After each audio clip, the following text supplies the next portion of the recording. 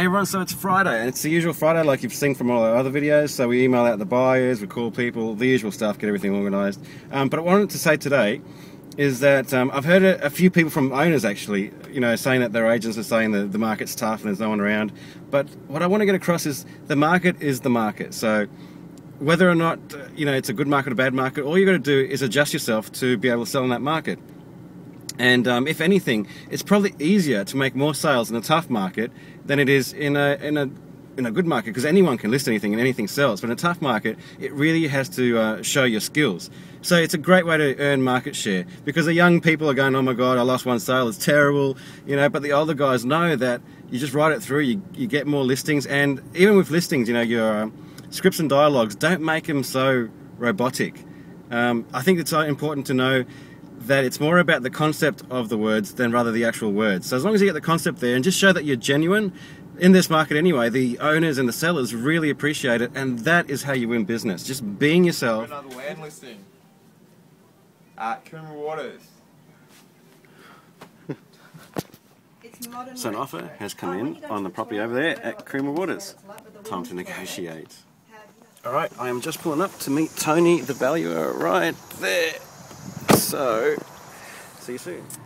Alright, a quick check-in. I just went and spoke to the owner of that house there, and really nice guy. He's actually a builder, so I'll probably be getting that house plus a house at Coomera Waters, plus a few duplexes and a...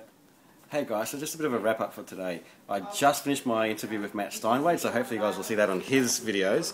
But you can see there's a computer and there's a good old camera. I didn't know if I needed the camera.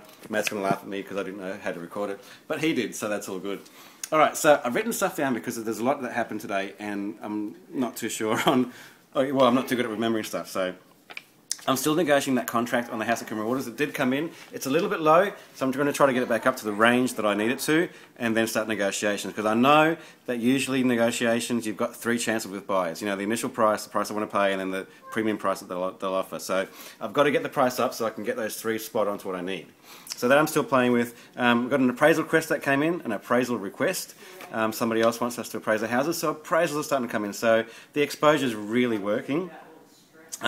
A listing came in as well, so a listing for Coomera Waters came in. That was a referral, so thank you very much. So the word is getting out that we're starting to sell properties, and that is great. And we also had a valuation done in the morning, so that's done. The builder that I went to see, now he's got four. He's got a investment property he wants to sell, his house at Hope Island, and he's building some duplexes. So he's a really good lead. He's actually a buyer conversion, so it's really important to talk to your buyers. And not everyone can buy straight away, and they have to sell stuff, so you've got to find that out.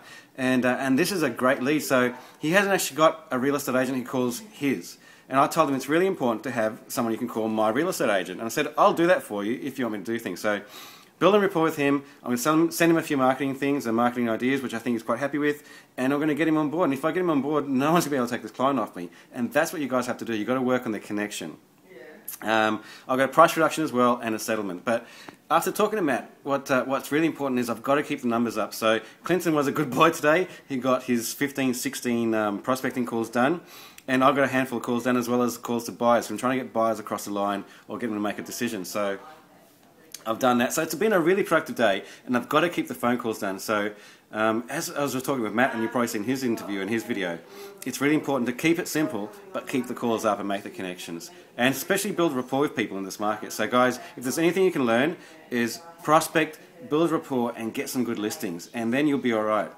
Cool. Well, I'm off to have a drink. It's Friday night, and I hope you have an awesome weekend. See you soon.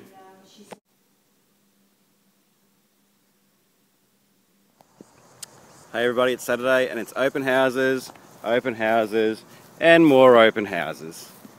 And more open houses, and more open houses, and more open houses. It's showtime.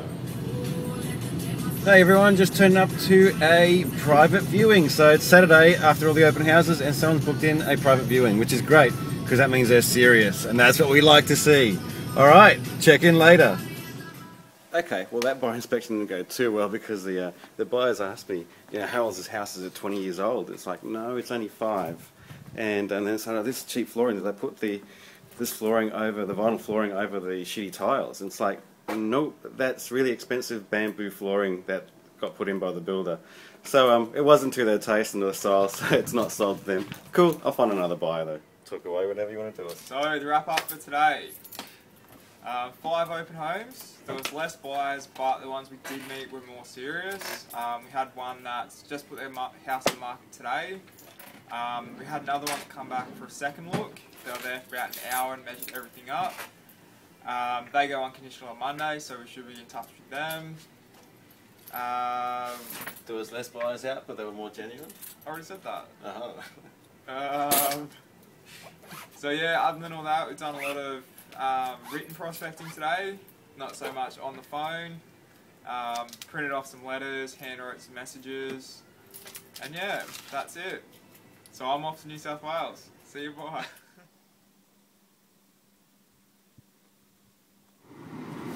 G'day everyone, it is Monday, so at the start of another week, and starting off by going to meet a valuer at a house we sold for $1 million. It was on the market for about a year or two with other agents, and only a day with us. And this is what it sort of looks like out here. So it's a big block of land for $1 million. Check in later. Hey everyone, so a bit of a wrap up for today. Clinton's still in Grafton, so he's got today off, which is Monday, which means I had to do a whole heap of stuff myself, but that's okay.